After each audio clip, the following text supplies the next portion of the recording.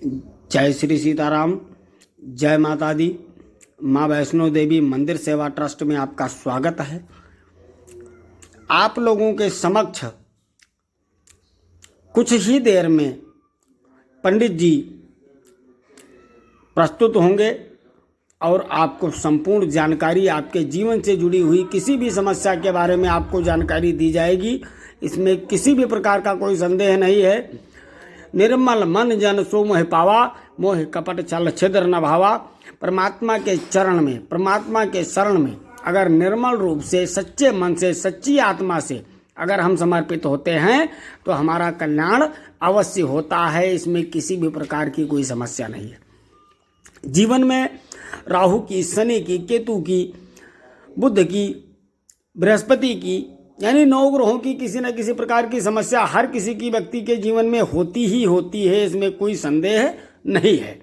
लेकिन हमें उससे कैसे निजात प्राप्त करना है, हम कैसे उस समस्या से बाहर निकल सकते हैं, ये किसी जानकार व्यक्ति से सलाह लेने की आवश्यकता होती है। और उससे सलाह लेने के उपरांत अगर हम अपने जीवन को आगे बढ़ाते हैं तो हमें सफलता अवश्य मिलती है। क्योंकि ग्रहाधीन जगत सर्वा, पूरा संसार ग्रहों के ही अधीन है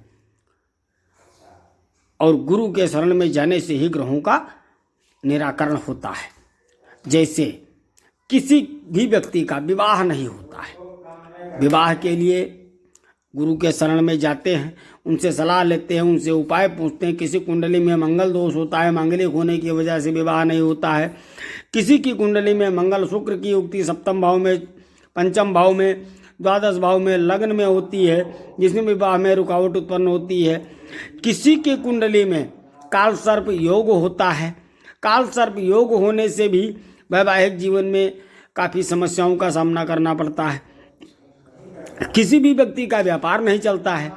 जिसका व्यापार नहीं चलता है, कहते हैं लाभ स्थान में सपोर्ट स्थान यानी 7वां स्थान, पंचम भाव में त्रवत स्थान, धन भाव दूसरा स्थान जो होता है, यहाँ पर गुरु शुक्र सूर्य या गुरु शनि सूर्य की युक्ति होने से पितृदोष जैसी स्थितियां बन जाती हैं। अगर पितृदोष कुंडली में बना हुआ है, व्यापार किसी भी प्रकार से किसी भी कीमत पे नहीं चल पाएगा। धन भाव में अगर चंद्रमा राहु की युक्ति होती है, ग्रहण दोष बन गया, ग्रहण दोष का बिना उपाय किए कभी भी इंसान को किसी भी प्रकार का कोई लाभ नहीं प्राप्त हो सकता है। दिक्कत ही दिक्कत दिखाई देगी, चाहे जितना पैसा लगा दो, लेकिन व्यापार आगे नहीं बढ़ पाएगा। ठीक इसी प्रकार वैवाहिक जीवन में जो समस्याएं उत्पन्न होती हैं, अगर शनि चंद्रमा की युक्ति सप्तम भाव में हो जाए, सप्तम भाव जो होता है कुंडली में वो पति और पत्नी का होता है। शनि चंद्रमा की युक्ति होने से एक दूसरे के विचार कभी भी नहीं मिलते हैं। साथ में अगर बुध सप्तम भाव में किसी भी कीमत पर बैठ जाए, बुध सप्तम भाव में बैठा है, तो पुरुष हो या स्त्री हो, वो एक दूसरे के वैवाहिक जीवन से कदापि भी संतुष्ट नहीं हो पाते हैं। ऐसा प्राविधान शास्त्रों में दर्शाया गया है। जिसकी कुंडली में सूर्य कमजोर होता है, शनि प्रबल होता है और एक दूसरे को देखते हैं, एक साथ बैठे हुए हैं, तो उनके पिता पुत्र में कभी नहीं बनेगी। पंचम भाव में अगर पाप ग्रह युक्त है तो उनके भाई बंधुओं में आपस में नहीं बनेगी। ये सारी चीजें सदैव देखने को मिलती है। इन सब चीज़ों पर थोड़ी सी विचार करने की आवश्यकता है मेरे मित्रों। अगर ऐसा विचार करके चलते हैं, सफलता अवश्य मिलेगी।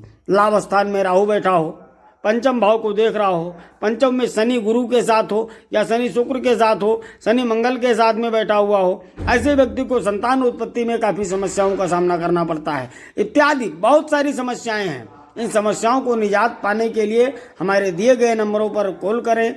कॉल करने के बाद हमारे आश्रम में वैदिक विद्वानों से बात करें और बात करने के बाद अपनी समस्या का समाधान प्राप्त करें।